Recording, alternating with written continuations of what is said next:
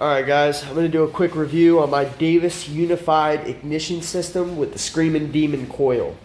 So there's not much to this review, because mainly I haven't used it yet, but I just want to give you guys a rundown of what it looks like, because it is really good quality.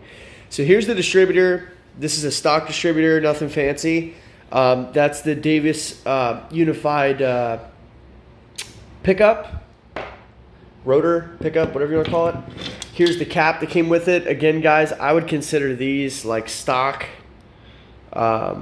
quality. I mean, nothing, out of the ordinary. I know you can get them in different colors. Like if you get the red kit or the blue kit, this comes in like a blood red or a dark blue. The wires, on the other hand, are amazing. To be honest with you guys, this is where your money's going. Your money is going into these wires. Every dime you spend, I can guarantee you, is going into these wires and into that coil pack. These wires are 10 millimeter.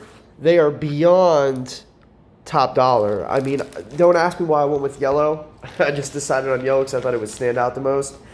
And back then, the plans weren't blue for the motor. I could always send them back into Summit and get the blue ones. But to be honest with you, I like the yellow ones. And when they wear out, they have purple ones that really caught my eye. So maybe when these wear out in 5 years, honestly, guys, I'd see you getting at least 5 years out of these wires.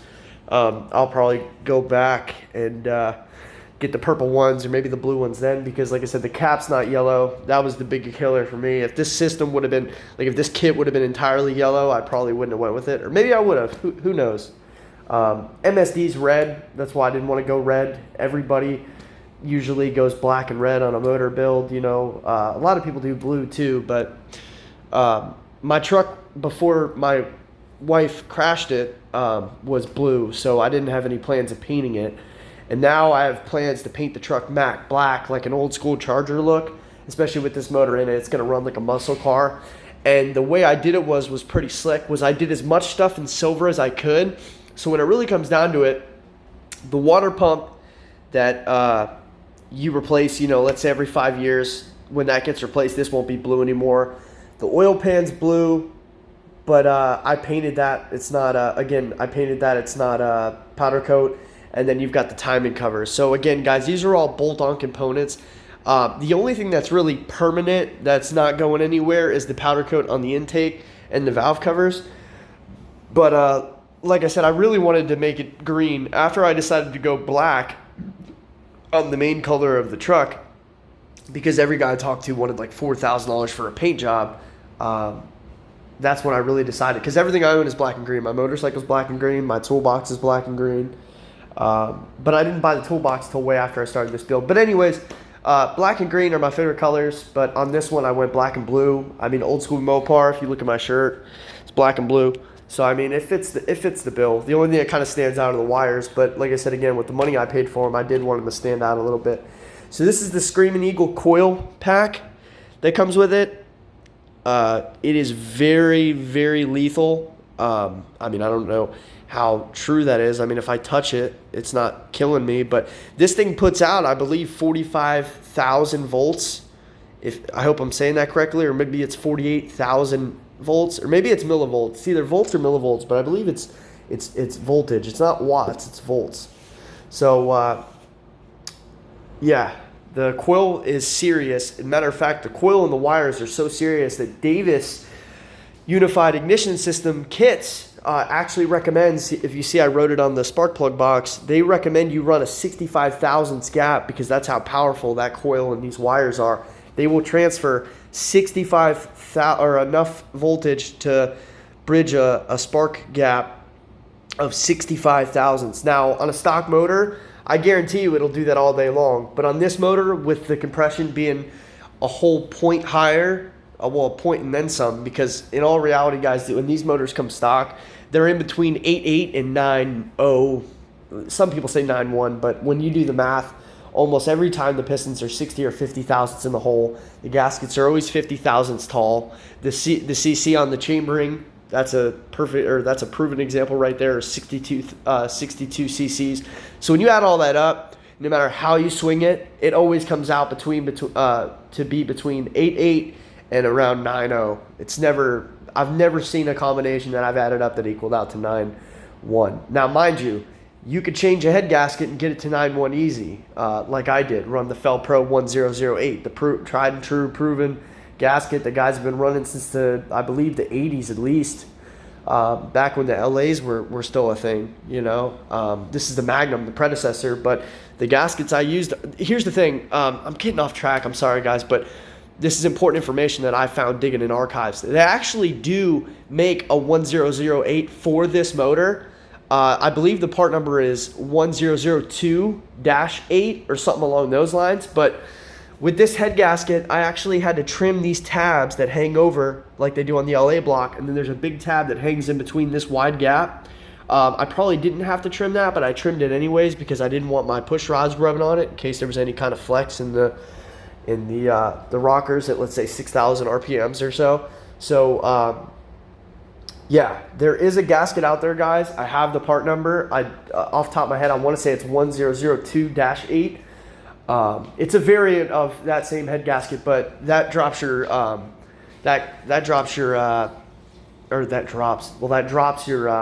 your deck height, but it also increases your compression. So like I said, if you're really looking to keep one of these as stock as possible and maybe have a supercharger kit in mind, or maybe a turbo kit you're looking to run, because I know they sell the turbo eBay header online real cheap, your best bet, guys, I would run a Fel-Pro 1008 or a 1002-8 head gasket. They're very, very strong. They're about as strong as you can get without going over to Cometic head gaskets like the solid steel ones. But remember, those solid steel ones need a true flush mating surface, and they also need a certain porous from the metal to actually bite down and seal. Now, there's another head gasket option you could go, which is the Mr. Gasket. I don't know the part number off the top of my head, but that's actually 28 thousandths thick, which is the smallest of all of them. You could always run that one too, but there have been guys in the past that have had problems with them sealing, mainly because their decks weren't true and they didn't have their blocks decked. Now, mind you, decking a block is very expensive. 39 thousandths gasket, you can get away with that. 40 is what you're really shooting for. So again, guys, if you're running stock pistons, you're going to be 50 to 60 thousandths in the hole. That's your first culprit that you need to deal with. If you're looking to performance orient any one of these motors, that's your first hump you're going to need to get over. I mean, I spent $500 on forged pistons and $350 on connecting rods and $700 on a forged crank, and add all that together, and I still don't have a zero deck height. I wanted to be at 10 in the hole because that would have put me right at 10 1/4 compression. My machine shop guys didn't get the numbers right. I have a feeling they did it on purpose because they just didn't want to do it. A lot of people down here in Florida are lazy. That's the only complaint I have for my machine shop on that.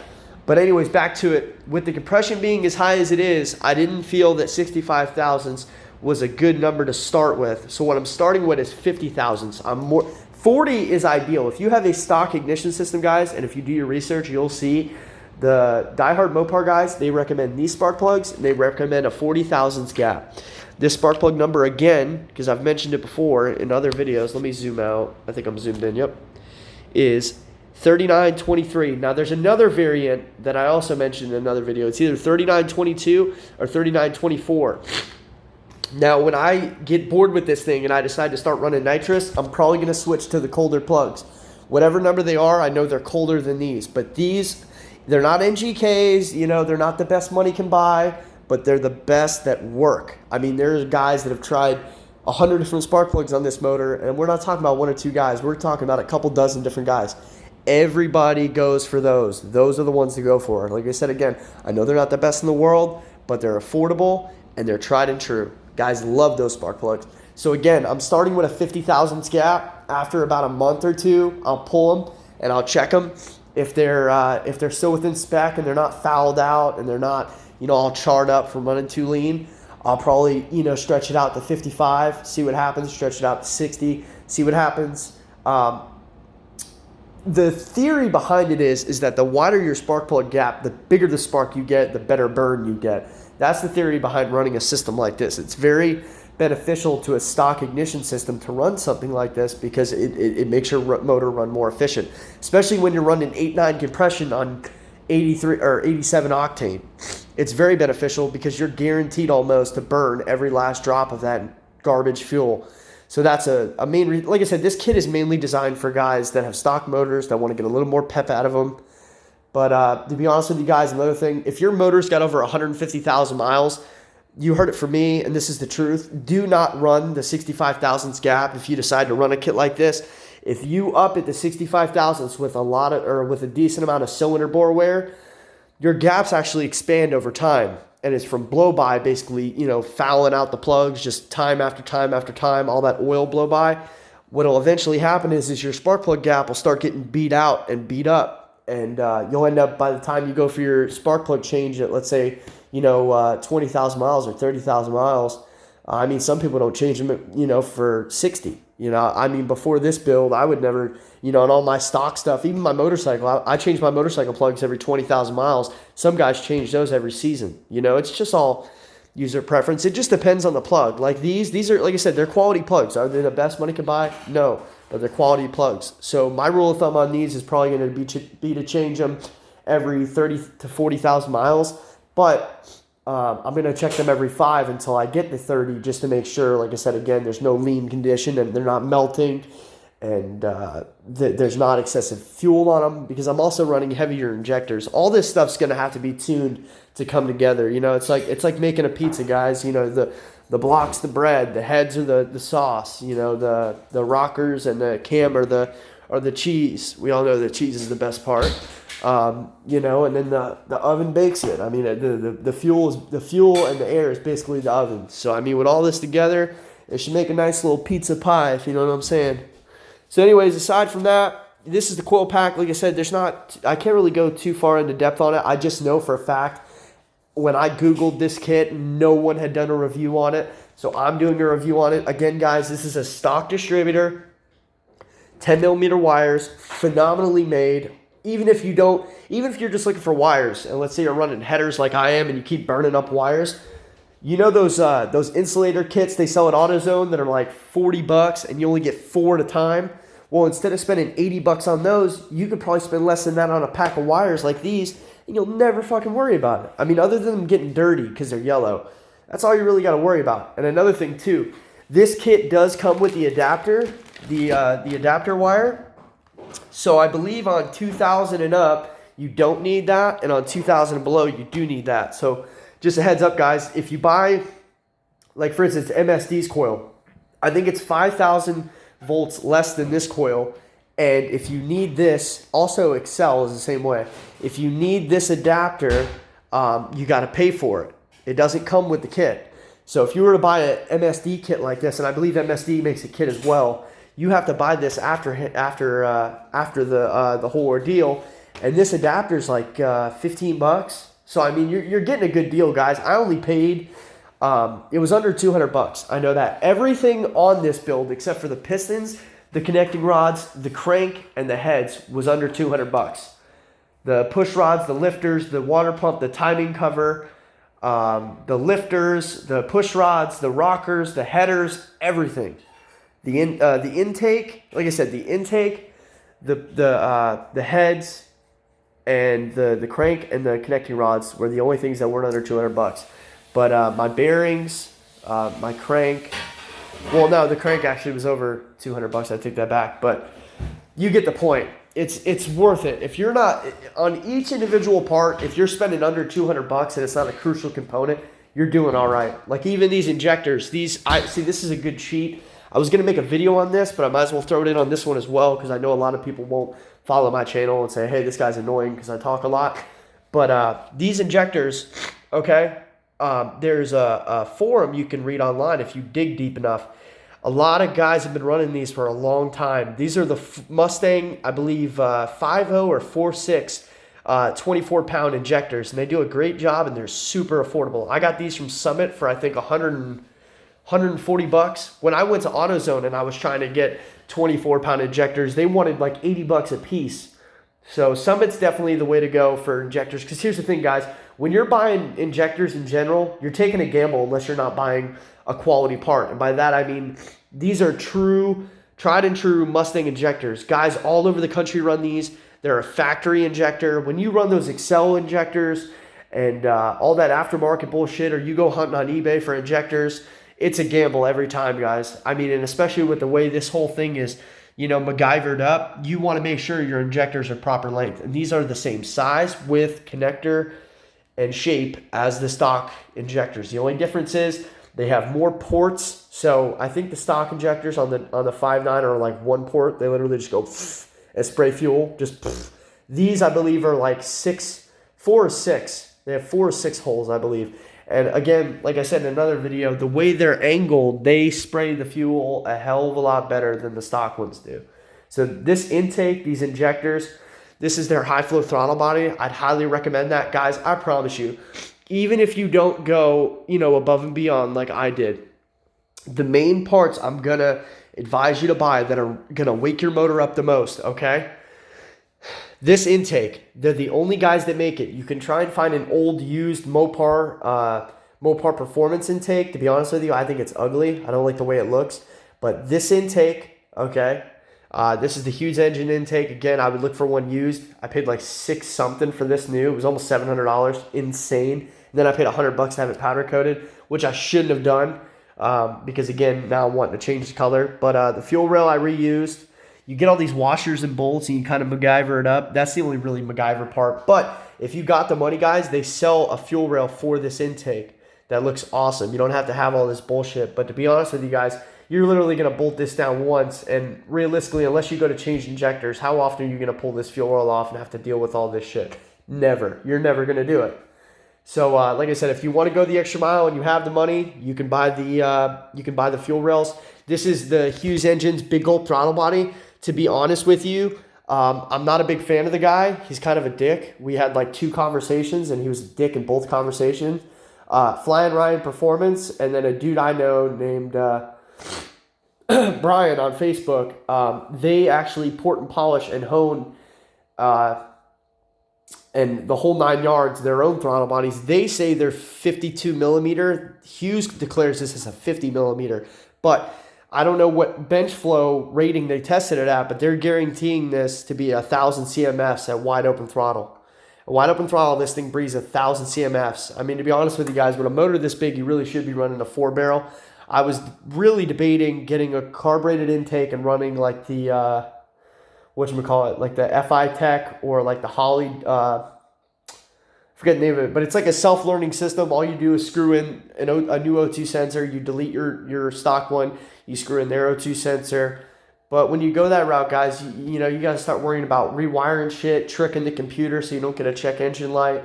I mean, yeah, it's going to be reliable. Yeah, it's going to self-tune itself. Yeah, you're going to save money there. But I mean, into this whole setup, I maybe have $850. I mean, the Holley system alone without the intake is like, I want to say $1,000, $1,200. So I mean, again, I'm getting off track, but this is information I really want you guys to see in case this is the only video you look at on my channel. But again, don't forget to like, subscribe, and comment.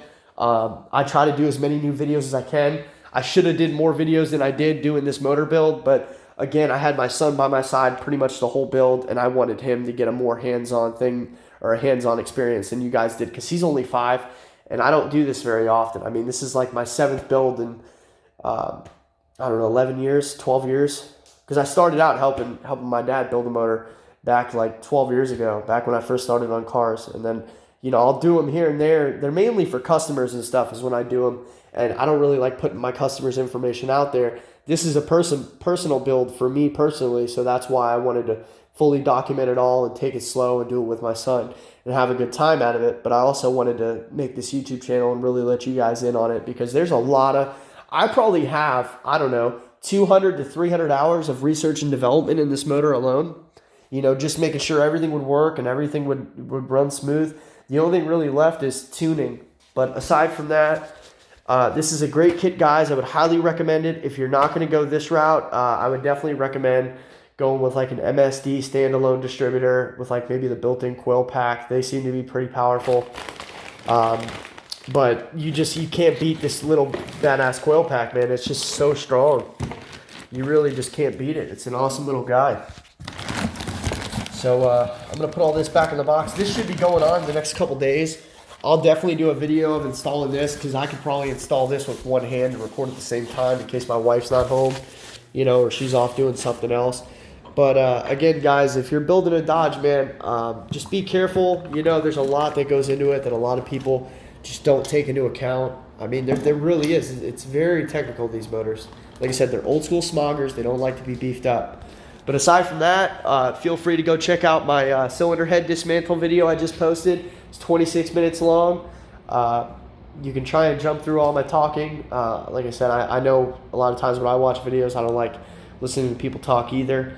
But aside from that, guys, like I said, we got the valve covers left that I left off till I get the intake in. First time I'm ever seeing this. I mentioned this in another video. But normally you would gasket match a gasket to the heads, and then usually the head and the intake end up being too small, and you usually port and polish those out. Well, in this case, these heads are so damn good. These Edelbrock heads are so damn good. I actually need to match this gasket to the head and intake. When I put this gasket over the intake, it's pretty much a perfect fit on the intake, but on the heads, it's actually too tight.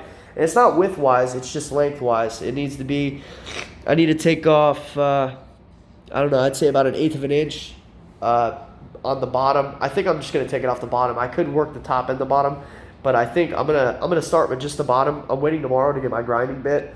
Probably going to make a video on this, breeze free and available. But other than that, guys, that's it. Thanks for tuning in. Catch you guys later.